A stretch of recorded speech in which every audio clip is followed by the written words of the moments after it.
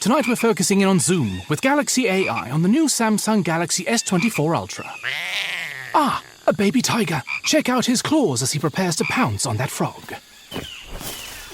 Close one, but not as close as this Zoom. We can literally count the whiskers and... Oh look, Mum's here. Good thing I'm nowhere nearby. Go wild with Galaxy AI on the new S24 Ultra and zoom in on the epic day or night. Get yours now at Samsung.com.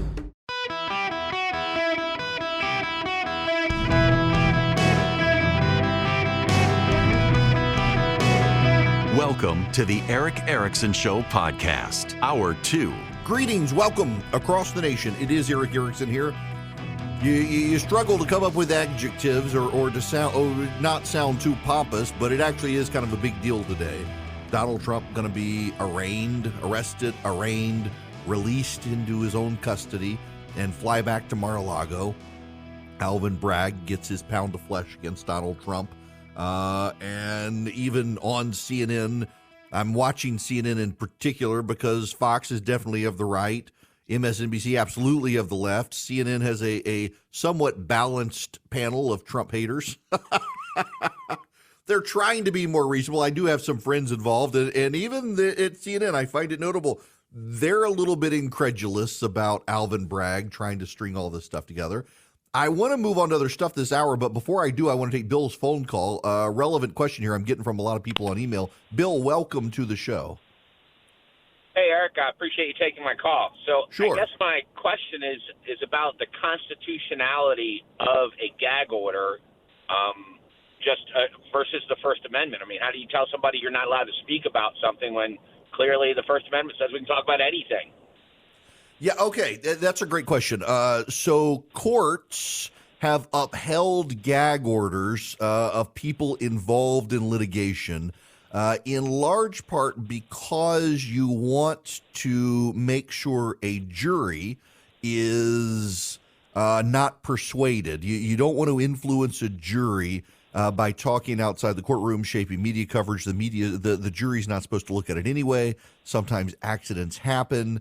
And so you are prohibited about speaking to an issue for a limited amount of time, that is the duration of the trial, while the trial is ongoing. And courts have said that's a reasonable accommodation to allow for justice to be served without contaminating the jury pool and the like.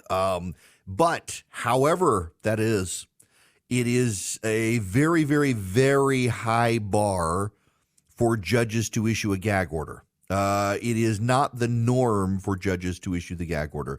Now, the Daily Mail reported exclusively the judge was going to issue a gag order. I said yesterday, my theory was that the Daily Mail did not have sources. The reason they don't have sources is because it's really hard to have a source to tell you what a judge is going to do when there hasn't been a motion filed for a gag order. How can you say the judge is going to issue a gag order when no motion's even been filed asking for a gag order? But I think they thought they would play the odds on this and claim it was going to happen because they presumed the judge would. I don't think that's actually the case. Maybe he will. There had been no motion filed when they brought this up, but I don't think that's actually the case. We'll see if they do. But again, courts allow gag orders in really limited circumstances for a limited duration of time involving ongoing litigation. It doesn't mean you can't talk at all, just not about that issue. And they really, really are hard-pressed to apply it to defendants in cases. Now, let's see. Donald Trump is getting into his car right now. He is leaving. I'm watching aerial footage. Every helicopter in New York available for rent has been rented by the media.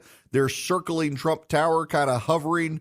They're in a back parking lot behind Trump Tower where the SUV motorcade is being assembled to take him downtown from Trump Tower. The police in New York have blocked off streets to allow for easy passage at the request of the Secret Service. Massive security profile in New York City.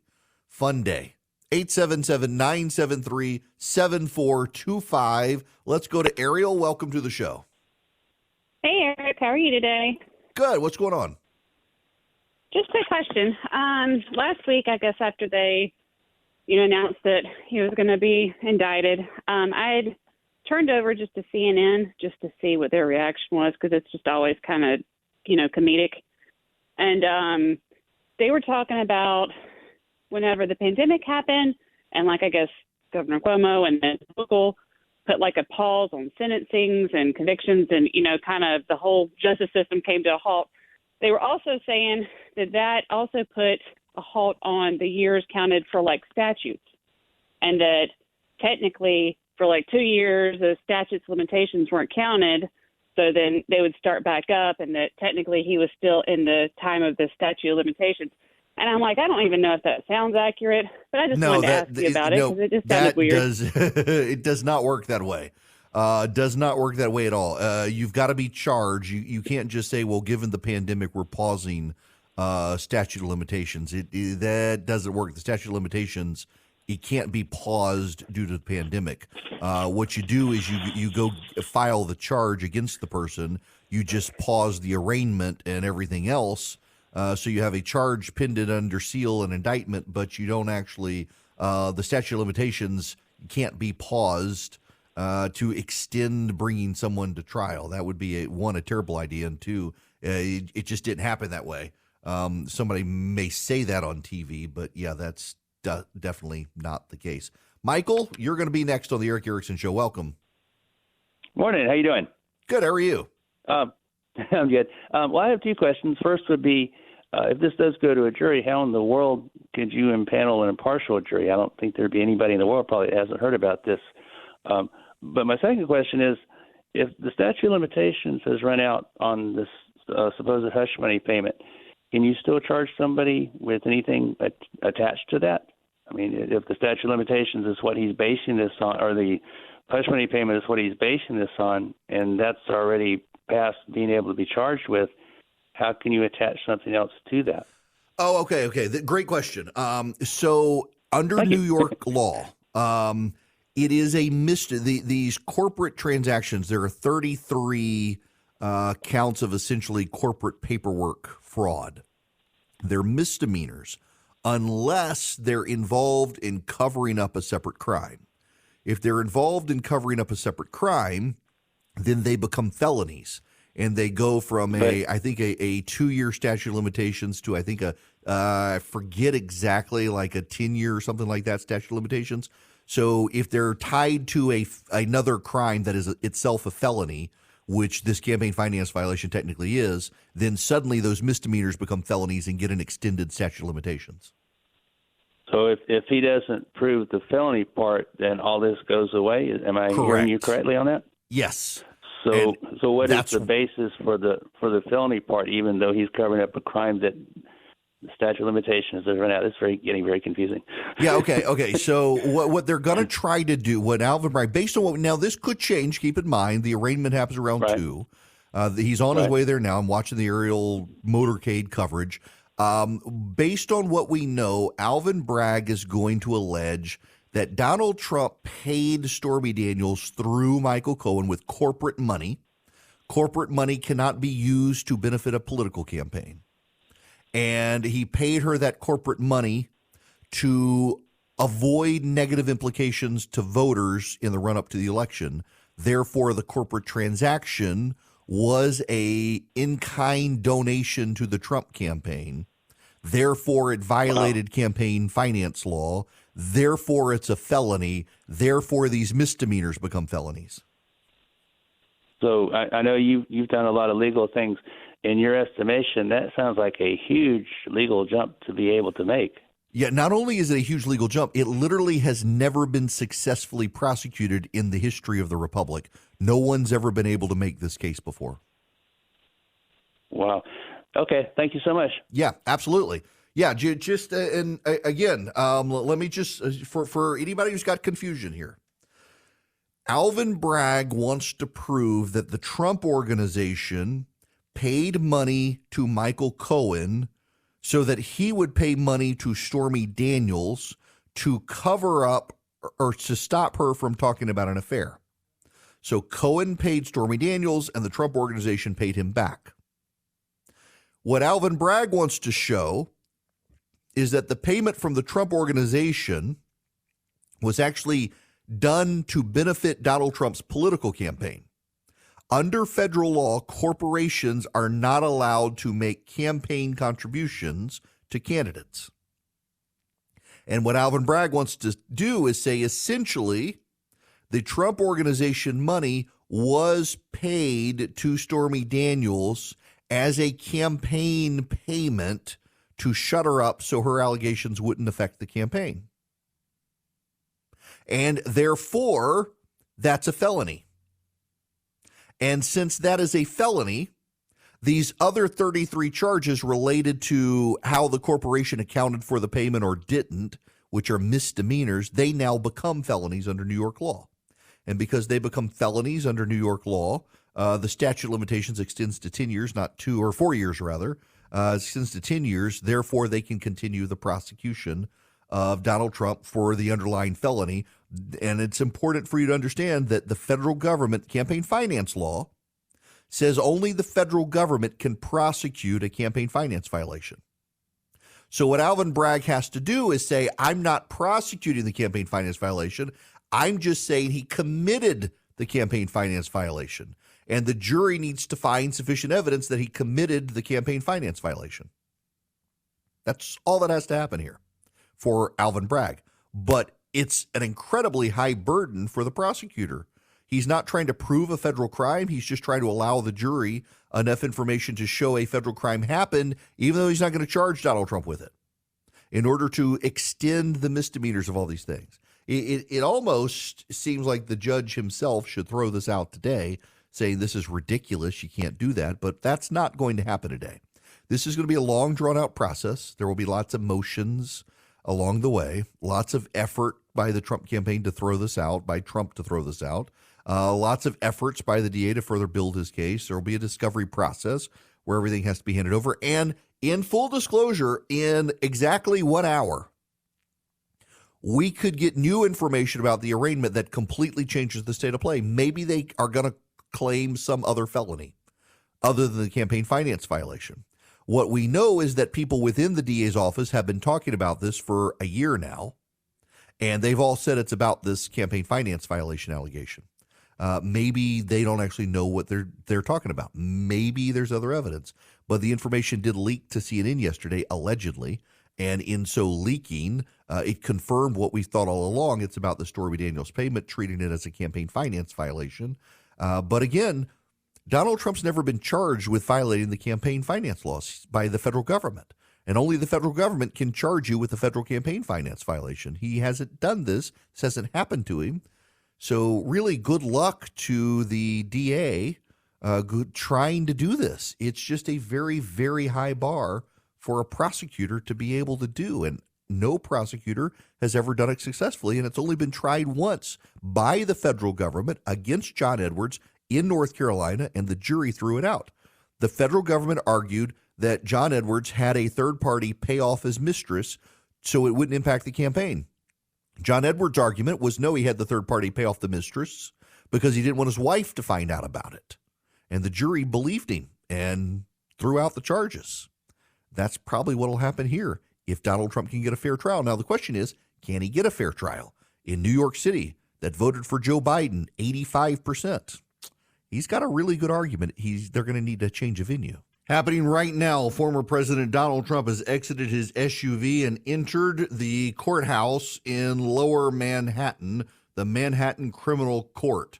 It is 24 after the hour. Donald Trump there entering the courthouse. Former President of the United States will be formally arrested. He will be fingerprinted. He will be placed in a conference room to wait for his arraignment time with the judge in New York City. Every news outlet in America and many around the world are covering this moment right now. There really will not be a lot of news to happen here in the next little while. There will be a detective in the room. There'll be an electronic machine to capture his fingerprints. He'll enter an elevator, go up 7 floors there to the DA's office for all of this to happen, and then he will be held and wait with his legal team to go upstairs. The Secret Service, of course, is being accommodated with certain requests that will benefit Donald Trump. And his day won't be put in a cell, for example. And it's going to be interesting to see what he does after that. After the arraignment, he is expected to leave, go to the airport, get on board his plane, fly back to Mar-a-Lago, and have a political rally tonight. There is an outstanding question of any sort of gag order or anything like that. We'll find out. Now, to the phone, Susan, you're going to be up next on the Eric Erickson Show. Welcome. Hi, thanks for taking my call.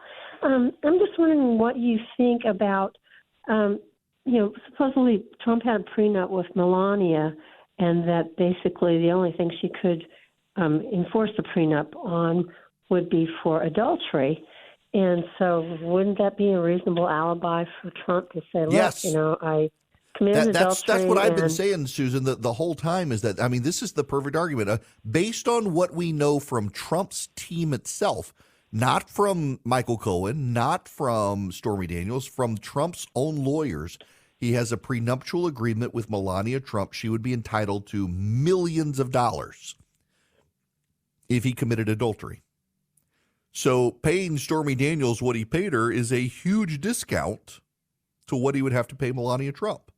That provides him a very plausible out here. Now, does Melania Trump now, if he admits he had a fling with Stormy Daniels, does Melania Trump really want to leave now in the security bubble that she has at Mar-a-Lago? Does she want to leave being the former First Lady of the United States with the former President of the United States and all the trappings? Maybe not. She's got her son there and everything. What would she want to do?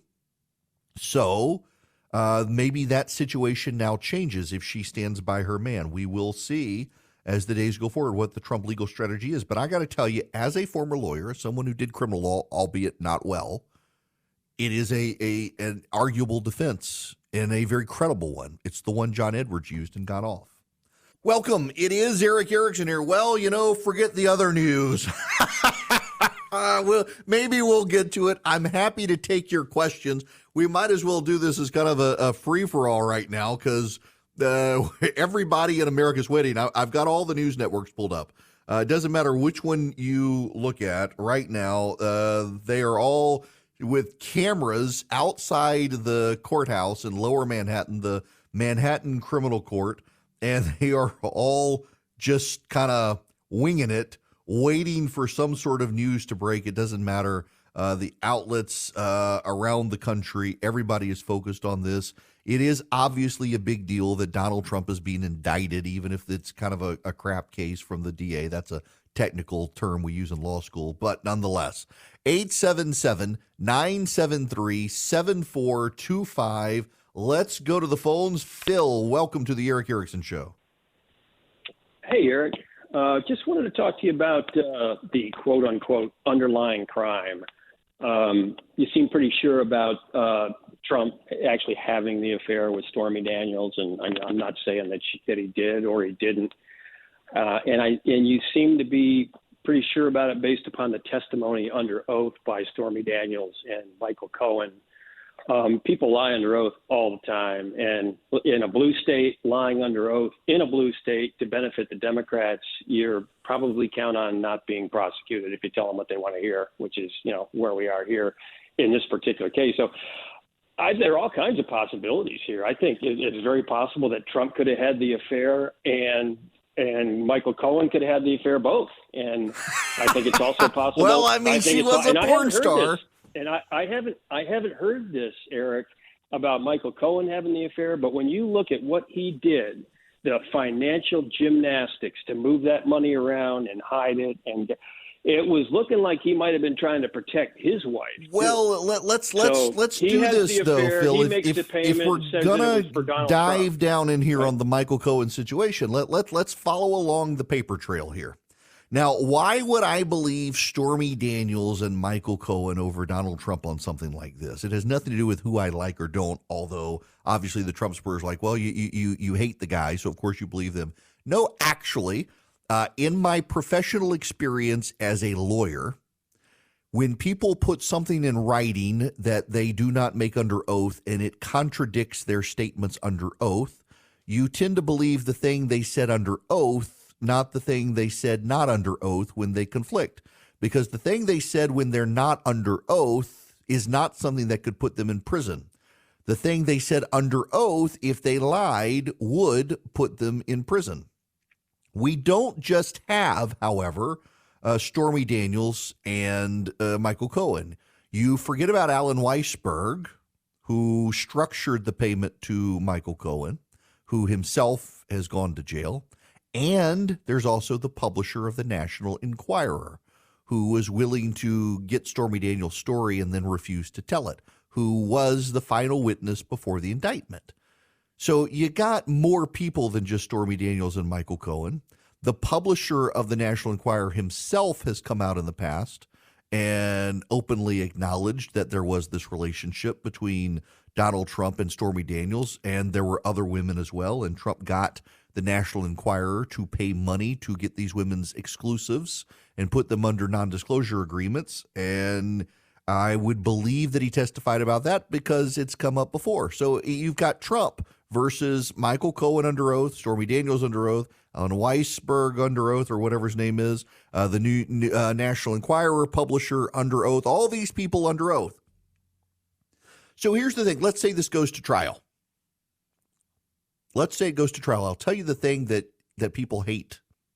And that's when Donald Trump admits there was an affair, and his defense is that the prenup agreement would have cost him too much.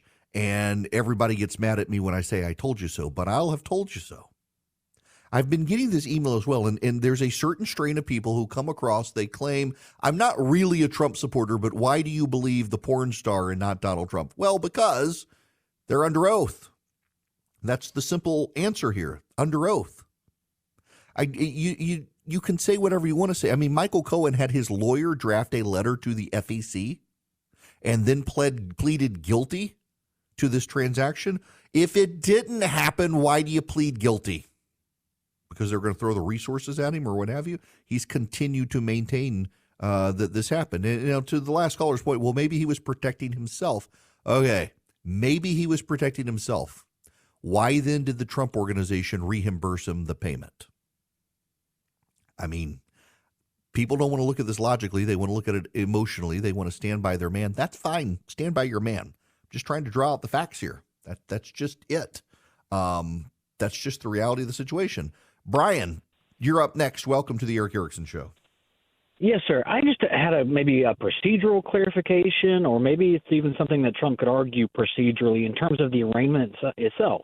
The whole thing they're talking about is that he's not being prosecuted because of any kind of political motivations, and yet they're treating his arraignment to intentionally keep him from being able to use it for campaign donations and fundraising. So how can they talk out of both sides of their mouth about it? We're not doing this for political reasons, but we're going to prevent him from doing it for political reasons. Oh, that's such a great point. Like taking a mug shot and stuff like that. Yeah. That's such a great point. I mean, it is clear to me they're doing this for political reasons. And in fact, a majority of Americans, like according to CNN's poll, 57% of Americans think this is done for political reasons, even as a majority of them think the indictment is fine.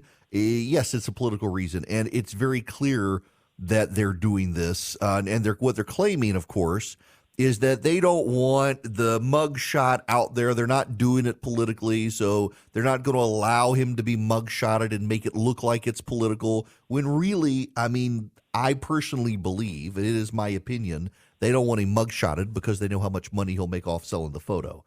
Since they're public photo, you can't copyright it.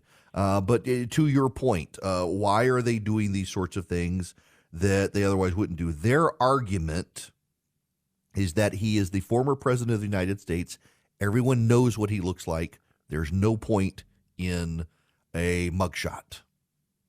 That is their argument, that there's no point in a mugshot because everybody knows what he looks like.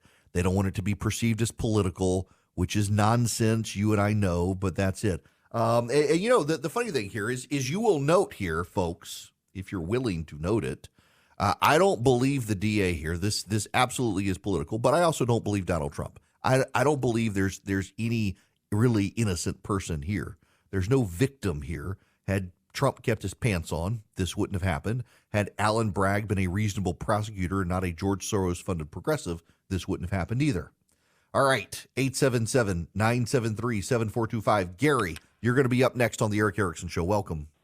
Hey, Eric. Listen, the other day, my wife and I, we were watching. You ever watch those shows on TV like the 70s, 80s, and 90s? Yeah. You know, they had the one the other night from the 90s. They had like Somalia. They had the Timothy McVeigh. They had the O.J. Simpson case. Do you think this is going to make it on one of those shows? It probably will. When they get to this decade, it probably will. However, one thing they will lack that they didn't lack in the O.J. Simpson trial, for example, is cameras. There are going to be no cameras in the courtroom in this case. The New York judges, and this judge in particular, are very anti-camera in the courtroom. This is the same judge that prosecuted Alan Weisberg, the CFO of the Trump organization. He refused cameras in that courtroom. He is more likely than not. I mean, already today he's refused cameras for this today. So that's I don't think we're going to get a change there. You know, there is this current circulated among some people on the right that the whole reason they're pursuing this is not to throw Donald Trump in jail, but to ensure he's the Republican nominee. I don't actually think that Alvin Bragg is smart enough to do that. I genuinely think that Alvin Bragg is a progressive partisan who hates Donald Trump and wants to lock him away for the rest of his life and is doing what he can to try to make it happen. I don't think Alvin Bragg wants Trump to be the nominee. I do, however, think there are people at the upper echelons of the Democratic Party who are smiling today, not because they think Trump will be found guilty and go to prison, but because they think this will help him be the nominee. They're actually in Politico today. Democrats are openly bragging about Donald Trump more likely than not now being the Republican nominee because of this situation. They're kind of foolish to do that because they thought the same thing in 2016 with Hillary Clinton, and he beat her. There are a group of people in this country, independent voters, who pride themselves on being fair-minded, who, if they believe Donald Trump was unfairly prosecuted and they're in a recession provoked by Joe Biden's policies, they may just turn and vote for him, for Donald Trump. They don't like him. They don't like Donald Trump, these people. In fact, the Biden administration has concluded these people are now out of reach for Donald Trump. That's what's making them so excited about Donald Trump being the nominee, that it'll be like 2020 and 2022 all over again, that independents will not support Donald Trump. Maybe that's the case. But you make him a sympathetic figure by persecuting, not just prosecuting him. The economy turns and goes into recession. Is it a chance you really want? That is why the New York Times editorial board and the Washington Post editorial board have been saying very loudly, this is madness. We should not do this. You risk getting this man elected again. They could be playing right into his hands. Don, you're going to be up next on the Eric Erickson Show. Welcome, Don. Thank you. So my question is, has it ever happened that a corporation has paid money to suppress a scandal to protect a CEO in order to protect the reputation of the company? If so, Trump has no defense.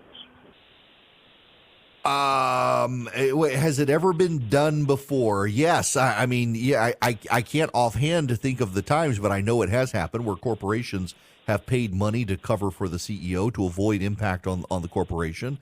I'm sure it happens way more than we know. It's just not on the books. They haven't gotten caught. So basically, it's a coincidence that he was in a campaign. Well, I mean, that's just it.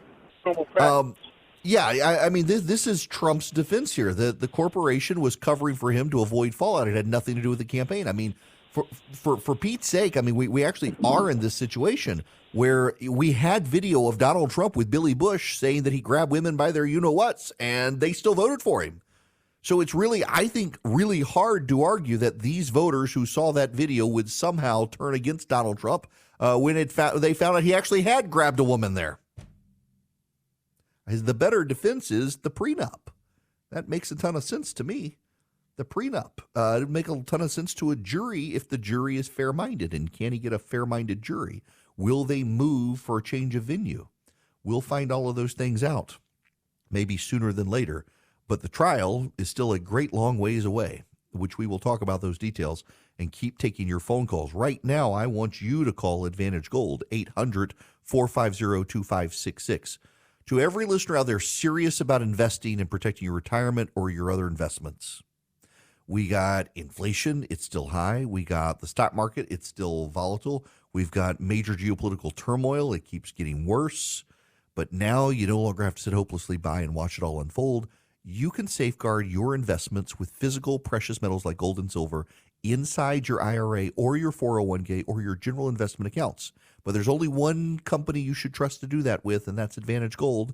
They are TrustLink's #1 highest rated gold company 7 years in a row. They've got the best prices, the best staff, the best IRA department in the country. They're ready to help you use precious metals, gold and silver, for your investment accounts today. They want to give you a free gold IRA investment kit that tells you what you need to know. Call them at 800-450-2566 today.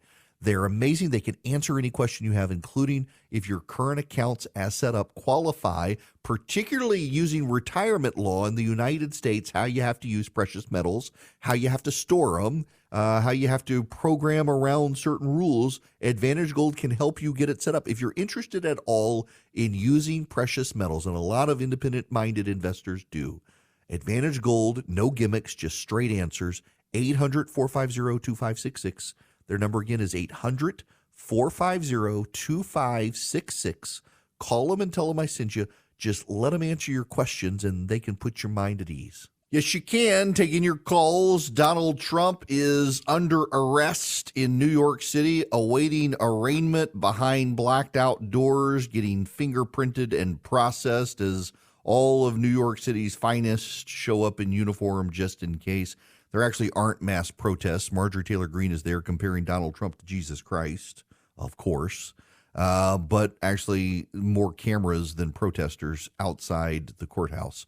The phone number is 877-973-7425 if you want to be on the program. This hour of the program brought to you by First Liberty Building and Loan. Wherever you are nationwide, if you're in charge of the finances for a business and that business needs to grow and you need $750,000 or more, and other lenders are giving you the hard time, running you around, drawing you in circles, First Liberty makes their own lending decisions. They might be able to help you. Buying a building, building a building, growing a franchise, buying out your business partners or competitors, reach out to them. FirstLibertyGA.com. Now, Larry, you have been waiting patiently. Welcome to the Eric Erickson Show. Good afternoon. Hi there. I have a couple of comments.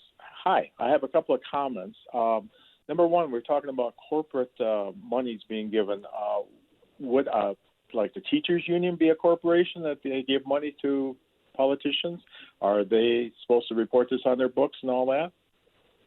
Teachers unions cannot give direct funds to individuals to running for office. They can run super PACs. Now, state and federal law is different. So in some states they can. A federal candidate can only get money from individuals, not from corporations. But super PACs for candidates can get money from corporations.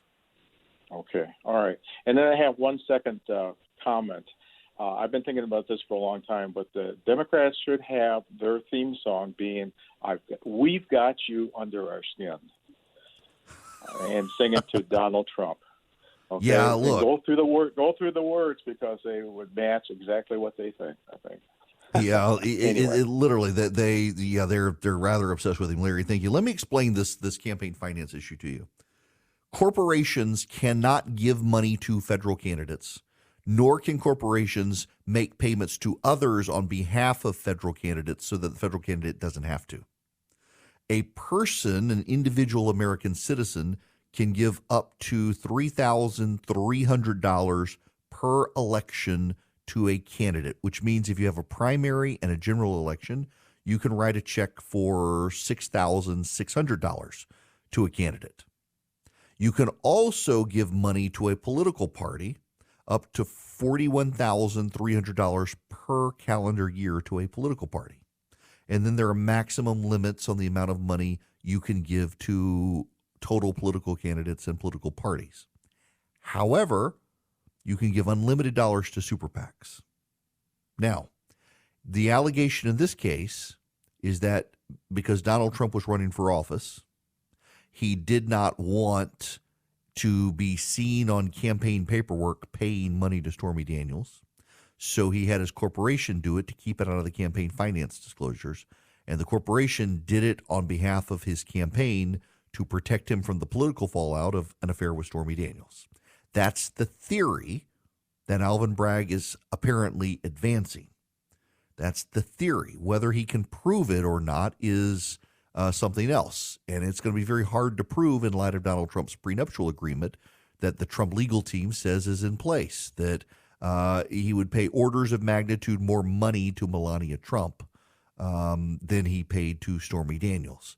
They're still denying on the Trump team side the affair, despite all the other people under oath saying it happened. Nonetheless, when we come back, what's actually going to happen today in the next 15 minutes? What will happen? What are the ramifications? What will be the implications? And how does Donald Trump get a fair trial in a place where 85% of people voted for Joe Biden against him just a few years ago? Judy was boring. Hello. Then Judy discovered ChumbaCasino.com. It's my little escape. Now Judy's the life of the party. Oh, baby, mama's bringing home the bacon. Whoa, take it easy, Judy. The Chumba life is for everybody. So go to ChumbaCasino.com and play over 100 casino-style games. Join today and play for free for your chance to redeem some serious prizes. ChumbaCasino.com. No purchase necessary. Void where prohibited by law. 18 plus terms and conditions apply. See website for details.